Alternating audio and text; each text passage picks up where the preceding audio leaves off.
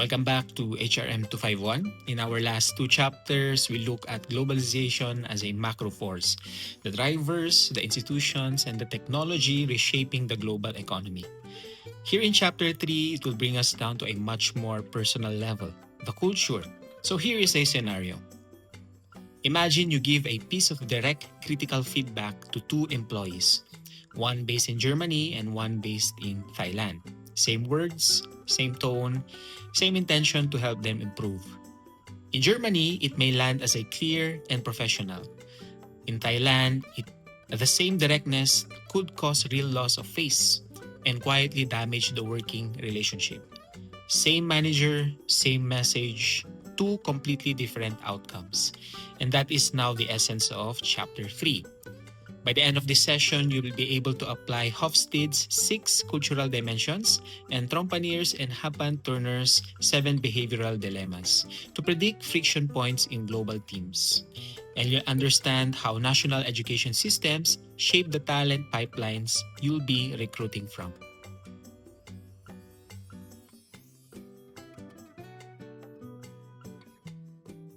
Let's start with what culture actually is. Because in HR, we tend to misunderstand it as just the visible stuff: greetings, dress codes, holidays. Let me be precise here. Culture is a society's shared, deeply ingrained system of values, beliefs, assumptions, and symbols that dictate what is considered normative, desirable, or unacceptable. The best way to picture this is the cultural iceberg model. Above the waterline, you have the visible tip: language, dress, rituals, food, greetings. That's maybe 10% of the iceberg. And it's part of the most cultural training stops at. But beneath the surface is a vast hidden mass, core societal values, unspoken rules about authority, concepts of time, and behavioral assumptions people aren't even consciously aware they hold. Strategic HRM has to operate down there, below the surface, because that's where policy actually succeeds or fails. Now let's get systematic about it with Geert's Hofstede Cultural Dimensions Theory, 6 continuous vectors that let you assess a national cultural archetype. Power Distance Index or PDI measures how much less powerful members of the society accept an unequal distribution of power. High PDI cultures, think of many parts of Southeast Asia, including the Philippines, tend to favor hierarchical structures, clear chains of commands, and deference to seniority. Low PDI cultures favor flatter designs and decentralized decision-making. Individualism versus collectivism, or IDV, contrasts personal accountability with group cohesion. This one fundamentally changes how do you structure rewards. An individual sales bonus that motivates someone in a highly individualist culture might create discomfort or resentment in a highly collectivist team, where a shared team incentive would land far better. Masculinity versus femininity, or MAS, distinguishes culture that prize competitiveness and achievement from those that prioritize relationships over quality of life. Uncertainty Avoidance Index, or the UAI, measures a society's tolerance for ambiguity. This directly shapes how rigid your contracts, procedures, and change management processes needed to be. Long-term versus short-term orientation, or LTO, differentiates future-oriented, perseverance-driven societies from those that emphasizes tradition and quick results. And indulgence versus restraint, IVR, measures how freely a society allows the gratification of basic human desires, which, believe it or not, has direct implications for how you design wellness and engagement programs. I want to be clear about something here. These dimensions are not stereotypes to apply rigidly to every individual. They are population-level tendencies, tools for anticipation friction, not boxes to put people in. If Hofstede give us 6 broad dimensions, Trompenaars and Hampden-Turners give us 7 behavioral dilemmas that even get more specific about how people actually behave in professional situations. Universalism versus particularism. Do people apply rules to the same way to everyone, or does the right action depend on the relationship and the context?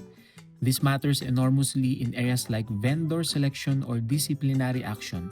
What looks like favoritism in a universalist culture might look like basic loyalty and trust in a particularist one. Individualism versus communitarianism, similar to Hofstede's IDV but focused specifically on where accountability and reward should sit, with the person or with the group. Neutral versus emotional, sometimes called affective. Do people suppress emotional expression at work, or is visible emotion seen as essential to building trust? Walking into a negotiation expecting stoicism when your counterpart expects warm and visible enthusiasm is a classic and avoidable failure point. Specific versus diffuse. Are professional and personal spheres kept separate, or do they overlap? In diffuse cultures, you build the relationship first, sometimes over multiple meals or informal conversations before you get to business. In specific cultures, people are often comfortable getting straight to the transaction. Achievement versus ascription. Status earned through merit and results or confirmed by factors like age, tenure, or family background. This has a direct bearing on how promotion decisions are perceived or as fair or unfair across global offices. Sequential versus synchronic time. Is time viewed as a straight line? Or you do the thing at a time and punctuality is non-negotiable, or as something more flexible and relational, where multiple things happen at once and relationship take priority over the clock. And finally, internal versus external direction. Do people believe they control their environment or that they need to adapt to it? This shapes everything from how change initiatives are framed to how much pushback you should expect when introducing a new corporate system. Each of these 7 dilemmas shape promotional pipelines. How do you enforce conduct and how you manage organizational change? None of them tell you who is right. They tell you where the friction is likely come from.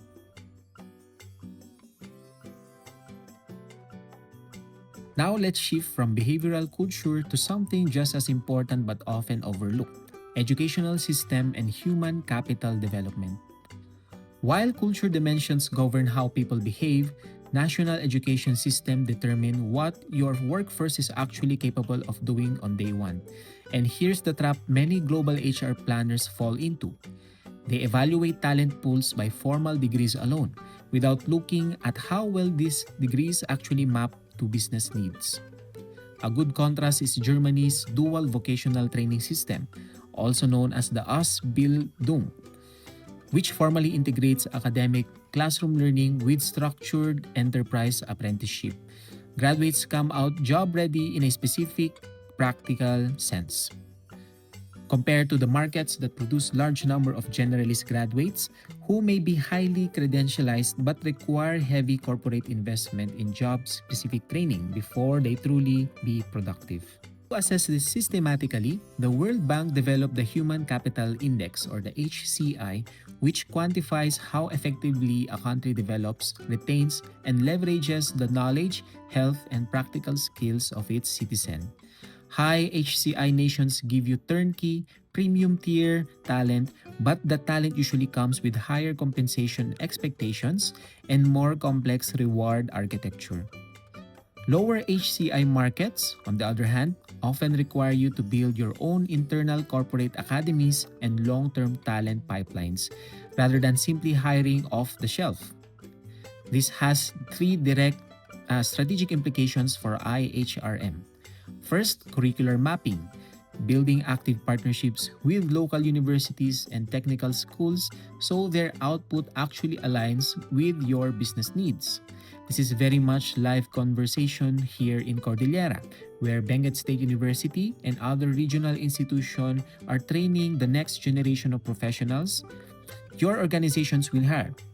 Second, a shift from talent acquisition to talent development. in markets where the educational infrastructure is still catching up, meaning HR has to become a builder of capability, not just a recruiter of it. And third, certification standardization, creating internal frameworks that let you fairly compare and validate widely different international degrees and credentials.